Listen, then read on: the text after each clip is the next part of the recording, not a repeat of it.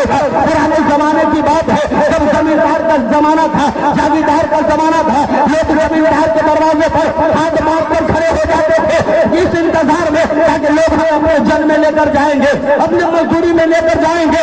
ठीक इसी तरीके से वो नौजवान खड़ा हुआ है, वो मंदिर जाकर खड़ा है, लेकिन किसी ने कबूल न किया, किसी ने न देखा। ये देखा ये इंसान बड़ा दुबला पतला है, ये क्या काम करेगा। अब वो इंसान क्या करता है, गरीब के मस्जिद में चला जाता है, सुबह से शाम तक जिक्र इलाही करता है, रब की इबादत में लगा है, शाम को घर को जाता है, उनकी अहलिया करती है मेरे सरकार अब क्या दौर कमा कर लाए हो, कितनी मजदूरी लाए हो। वो इंसान कहता है मेरे मालिक ने कहा है कल सवेरे आ जाना, कल का हिसाब मैं बराबर कर दूंगा। वो बीवी क्या थी, वो दीनदार खातून थी, वो अखलाकमंद थी। उन्होंने कहा अल्हम्दुलिल्लाह खुदा का बहुत बड़ा शुक्र है, कम से कम मजदूरी मिली तो सही, कम से कम रोटी मिली तो सही। उसने उस दिन को बर्दाश्त किया है। कल सवेरे होकर वो नौजवान फिर उसी कतार में जाता है, किसी ने कबूल न किया। उनकी अहलिया कहती है मेरे अहलिया कहती है मेरे सरकार आपने तो ये कहा था कि कल वो हमारे हिसाब बराबर कर देगा, लेकिन उन्होंने न दिया। उन्होंने कहा कल तीसरा दिन है, वो तीसरे दिन का हिसाब दे देंगे। उन्होंने कहा अल्हम्दुलिल्लाह अगर अल्लाह चाहे तो रोटी तो कम से कम मिली है, अक्लमंद बीवी है, अक्लमंद भी है, अखलाकमंद भी है, जिम्मेदार भी है। अल्लाह उसके रसूल पे उसका भरोसा था, अल्लाह ने जब रोटी दे दिया है तो हम करीब हमें मजदूरी भी मिलेगी। जब काम मिला है तो मजदूरी भी मिलेगी। अगर तीसरा दिन चलने लगा है उसे एक थैला दे दिया जाता है, एक झोला दे दिया जाता है।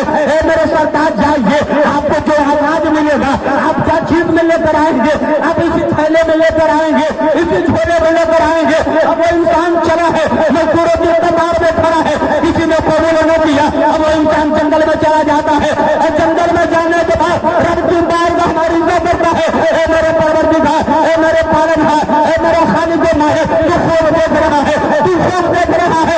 मैं 3 दिन से मुसलसल मजदूरों के कतार में खड़ा हूँ, मुझे किसी ने कबूल न किया, मुझे किसी ने कुछ न कबूल न किया। अब तेरे सिवा मेरा कोई नहीं है, तेरे रहमत का सहारा है, रोता है दिल गिराता है। इधर खुदा को खुदा बोली देखिए रब तबारक व तआला ने एक फरिश्ता को इंसानी शक्ल में, नौजवानी शक्ल में एक तबाक देता है। उस तबाक में क्या है, खाना है, पीना है, उसका अशरफी है, मालो दौलत है, सोना चांदी है। उस नौजवानी शक्ल फरिश्ते को लेकर वो दरवाजे में भेजता है, दरवाजे पे दस्तक दिया है, अंदर से आवाज आती है तो वो खातून बोलती है। नौजवान फरिश्ते की शक्ल में जो है वो कहते हैं मैं तुम्हारे शहर का मजदूरी लेकर आया हूँ, इसे कबूल कर लो। जब दरवाजा खोला जाता है वो खातून जब दस्त को देखती है वो दंग रह जाती है, बेहोश हो जाती है। वो कितना बड़ा मालिक है, वो कितना बड़ा मानदार है, वो कितना बड़ा जिम्मेदार है, जो 3 दिन की मजदूरी के लिए इतना सारा मालो दौलत दे दिया है। और उन्होंने कहा जब तुम्हारा शौहर आ जाए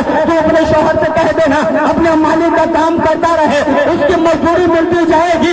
उसके मालिक ने उससे सलाम कहा है। इतना कहने के बाद वो नौजवान फरिश्ता शक्ल चले जाते हैं। जब शाम का वक्त करीब होता है अब वो नौजवान आदमी है घर जाने के लिए सोच रहा है, दिल में ख्याल पैदा होता है आज वादे का दिन है, आज तीसरा दिन है, अगर हमारी अहलिया कहेगी तो क्या मजदूरी लेकर आए हो, तो मैं उन्हें क्या जवाब दूंगा।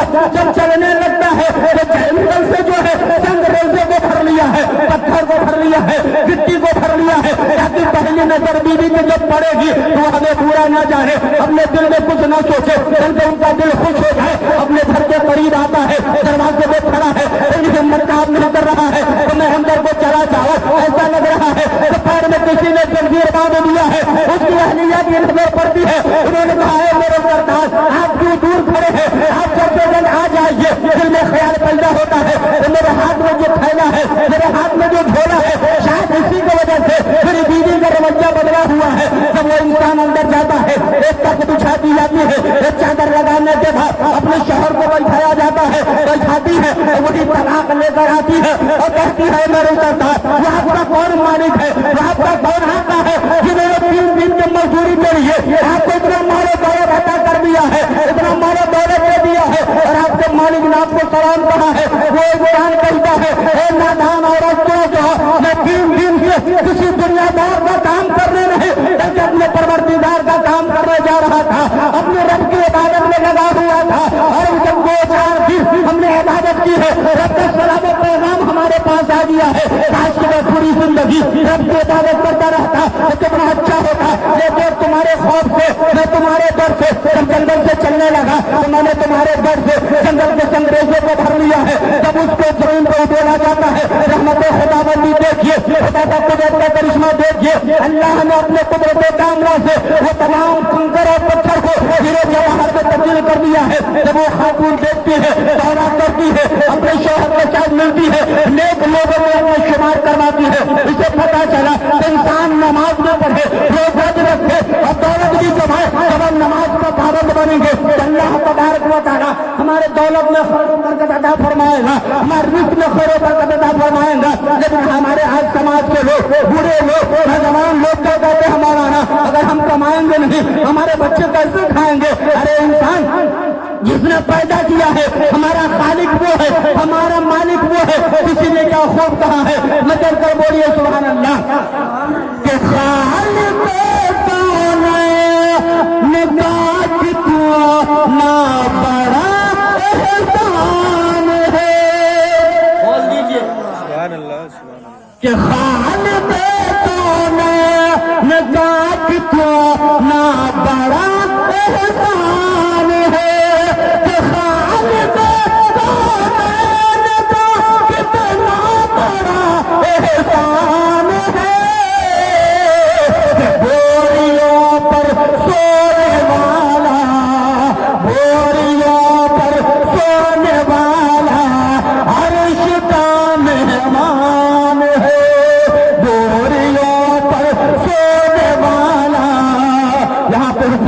में बैठे हैं, ये शेर समाज कर ले, मजन का बोलिए सुभान अल्लाह कि मरहबा चादर नबी की मखमली जुज़दान है। मरहबा चादर नबी की मखमली जुज़दान है कि मरहबा चादर नबी की मखमली जुज़दान है। चेहरा जैसे रहल पे, चेहरा जैसे रहल पे रखा हुआ कुर्बान है। आखिरी बात आप समाप्त कर ले, उनके बाद हजरत बरक नेपाली के नगमगी आवाज को हम समाप्त करेंगे। आज लोग ये कहते हैं मौलाना, आज ये कहते हैं जब हम इसके उसके घर में शादी का करते हैं, रिश्ता करते हैं, कुछ लोगों का ये कहना है कि हम लड़की ला सकते हैं लेकिन लड़की को दे नहीं सकते। उन लोगों से मैं कहना चाहूंगा न उसे ला सकते हैं न दे सकते हैं। आपने न सुना होगा, आखिरी पॉइंट आप समाप्त करेंगे। हजरत फारूक आजम है, उनका लड़का हजरत अब्दुल्ला है। जब उनकी शादी होती है, उनका निकाह तय होता है और शादी करने के बाद जब लड़की दुल्हन बनकर घर आती है, घर आने के बाद हजरत अब्दुल्ला कुछ माह गुजरने के बाद, कुछ दिन गुजरने के बाद हजरत उमर फारूक आजम ने आपने अपने बेटे अब्दुल्ला से कहा, हे मेरे बेटे अब्दुल्ला, अपनी बीवी को तलाक दे दो, अपनी बीवी को तलाक दे दो। हजरत अब्दुल्ला नौजवान है, आप परेशान हो जाते हैं, आप गम के आलम में हैं, आप सोचने लगते हैं कि मेरे मालिक मोहतरम ने क्या कह दिया। आप दौड़े हुए रसूल पाक की बारगाह में गए हैं, आपने अरीजा पेश किया, हे मेरे आका, हे मेरे नबी साहब, देखिए मेरे मालिक मोहतरम हजरत फारूक आजम ने मुझे तलाक देने का हुक्म दिया है। हजरत और रसूल पाक फरमाते हैं क्या तुम्हारी बीवी नेक नहीं है, तुम्हारी बीवी अखलाकमंद नहीं है, तुम्हारे बाप की इज्जत नहीं करती है, तुम्हारे घर वालों की अदब नहीं करती है। हजरत अब्दुल्ला फरमाते हैं मेरे आका, मेरी बीवी बहुत अच्छी है, बहुत नेक है, परहेजगार है, मेरे माँ बाप की इज्जत करती है, मेरे घर के तमाम तर लोगों की खिदमत करती है। फिर रसूल पाक ने फरमाया फिर तुम्हारे मालिक ने तलाक देने का हुक्म क्यों दिया है।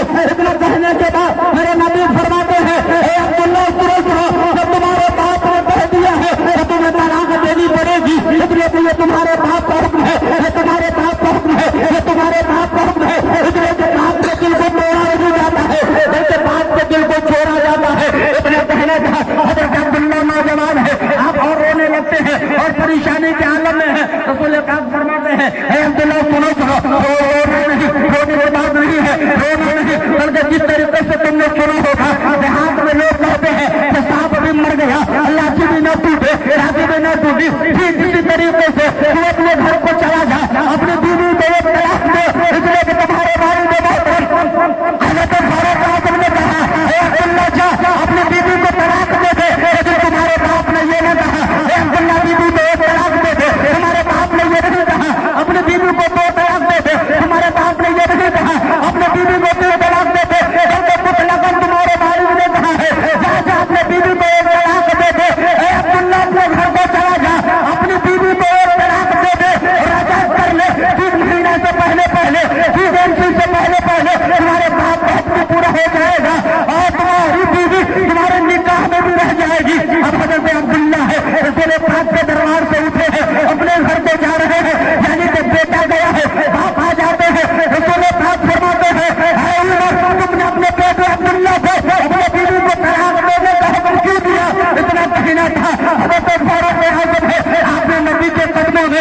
اپنے سر پہ رکھ دیا ہے. آپ نے کہا یا رسول اللہ میرے ماں باپ آپ کے قربان, یہی میرا بیٹا عبداللہ ہے, جب اس کی شادی نہیں ہوئی تھی آج کے بارگاہ میں روزانہ آیا جایا کرتا تھا, صبح شام آیا جایا کرتا تھا, لیکن جب سے یہ لڑکی جو ہے میرے گھر میں دلہن بن کر آئی ہے, میرا بیٹا عبداللہ ہے, آپ کی بارگاہ میں آنا جانا کم کر دیا ہے. میرے آقا عمر کے عشق سے یہ گوارا نہ ہوا, جس لڑکی کی وجہ سے, جس دلہن کی وجہ سے نبی کی محبت میں کمی پیدا ہو جائے, اس لڑکی کو دلہن بنا کر عمر اپنے گھر کیسے رکھے گا.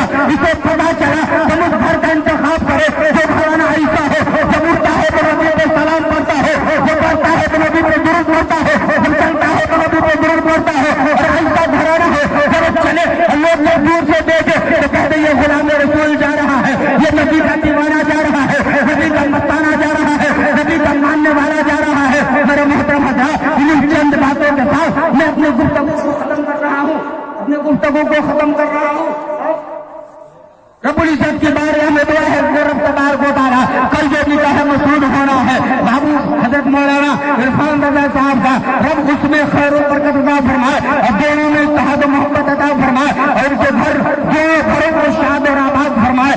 جتنے بھی لوگ یہاں بیٹھے ہیں ہم تمام تر لوگوں کو ایک اور نیک بنائے, ہم سبوں کو علم و عمل میں جان مال اولاد کی حفاظت عطا فرمائے. تمام لوگ پڑھ لیجیے استغفر اللہ ربی من کل ذنب وتوب الیہ, اور یہ کلمہ طیب لا الہ الا اللہ محمد رسول اللہ صلی اللہ تعالی وسلم. اب آئیے شاعر اسلام حضرت امیر حمزہ برق نیپالی کا استقبال کر لے, ایک مرتبہ اور بول دیجیے یا رسول اللہ. اب میں کہوں گا ہاتھ اٹھانے کے لیے, ہم میں ہاتھ باندھے تھے لیکن شاعر اسلام آ رہے ہیں, اس لیے نبی کے نام پر ایک مرتبہ ہاتھ اٹھا کر بول دیے یا رسول اللہ, یا حبیب اللہ. کیسا رہو گے ساتھی کوثر کو چھوڑ کر, بولیے کیسا رہو گے ساتھی کوثر کو چھوڑ کر, پی جائے چلے سات سمندر نچوڑ کر. کتنا بلند ہو گیا یہ مٹی کا آدمی, رشتہ سنے پاک کے قدموں سے